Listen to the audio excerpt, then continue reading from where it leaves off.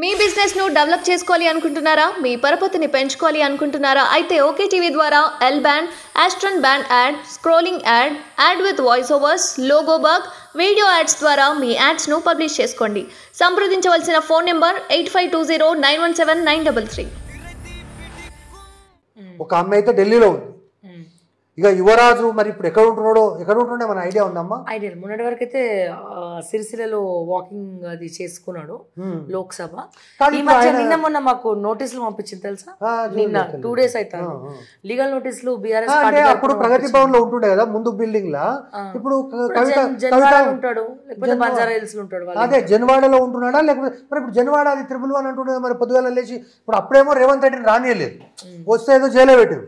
ఇప్పుడు ఈయన ముఖ్యమంత్రి కాబట్టి బాజాబ్తో పోలీసు వాళ్ళని తీసుకుపోయి ఇది ఏం కట్టినవరా పోయి 111 కట్టడానికి లేదంటే అప్పుడు రాత్రికి పరిస్థితి మరి ఎందుకో జన్వాడ ఫార్మ్ హౌస్ ఎక్స్క్లూజివ్ గా నేను జన్వాడ ఫార్మ్ హౌస్ కి పోయి చూపించిన మొన్న 1 month అవుతుంది. సో జర మా మీద బాగా పికల్ దాకా కోపం పెట్టుకున్నట్టు. మరి అది సీఎంఓ దృష్టికి పోయిందా లేదా తెలియదు కానీ వాళ్ళైతే ఇంకా మరి రంగం సిద్ధం చేసుకోలేదు. ఇప్పుడు ఒకటి ఏందమ్మా అంటే ఇప్పుడు ఆయనకు చదువుకున్నాడు కానీ తెలివితేటలు లేవు. అంటే ఒకసారి నాకు అనిపిస్తుంది ఏంటంటే మూర్ఖు రాజాకు సంబంధించినటువంటి అనేక అవశేషాలు కేటీఆర్ దగ్గర ఉన్నాయేమని నేను అనుకుంటున్నాను. జన్వాడ ఫామ్ హౌస్ గురించి మాట్లాడితే అది నాకు కానే కాదు, ఏముందో నాకు తెలియదు, అసలు ఆ జన్వాడ ఫామ్ హౌస్ నాకు సంబంధం లేదన్నాడు. నిన్నటికి నిన్న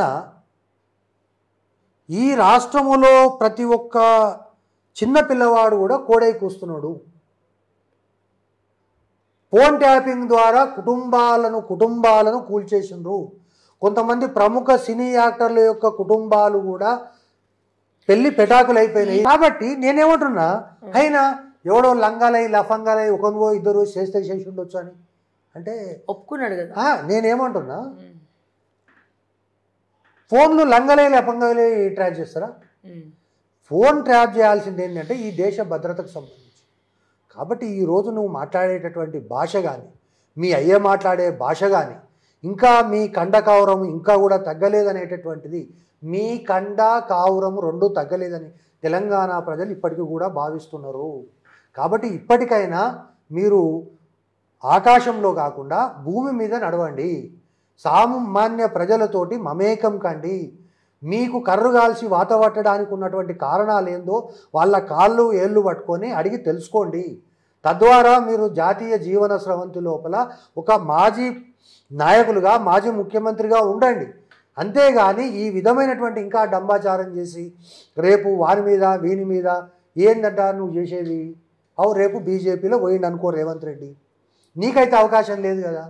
నువ్వెందుకు నీ యొక్క 39 మంది ఎమ్మెల్యేలను నువ్వు కాపాడుకో. ఒకటి. రెండవది, ఇప్పటికీ కూడా వీళ్ళు అర్థం చేసుకోవాల్సింది ఏంటంటే నేను చాలా సీరియస్గా అలిగేషన్ చేస్తున్నాను. 2014లో ఈ వెధవలకేసింది 34.5 మార్కులు. అంటే మా ఇంటర్మీడియట్ లెక్కల ప్రకారం అయితే ఫెయిల్ మార్కులు వేసింది. 34.5 వాళ్ళకు వచ్చినటువంటి ఓట్ పర్సెంటేజ్.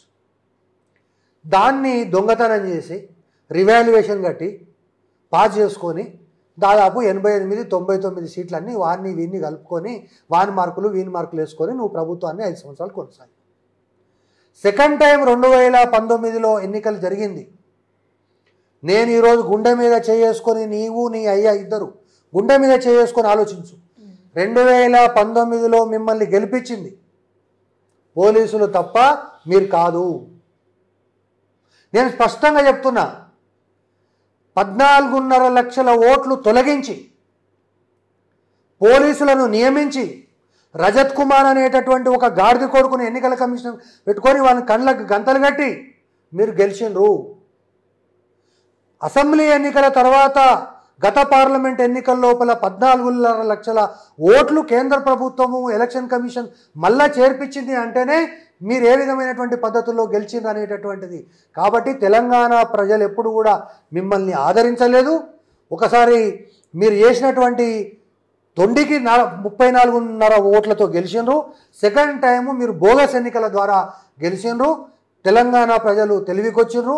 పోలీసు వాళ్ళు కూడా 2019లో మేము చేసినటువంటి పాపాన్ని ప్రాయచిత్తం చేసుకుందాం అనేటటువంటి పద్ధతుల్లో అప్పుడు 2019లో ఎంతైతే పాపాలు అయితే చేసిండ్రో అంతకంటే డబుల్ రెట్టించిన ఉత్సాహంతో ఈ కాంగ్రెస్ ప్రభుత్వాన్ని అధికారంలోకి తీసుకురావడానికి పోలీసులు కూడా శాయశక్తుల ప్రయత్నించిననే విషయం మీకు అర్థమైందో లేదా కానీ తెలంగాణ ప్రజలుగా నాకైతే స్పష్టంగా అర్థమైంది.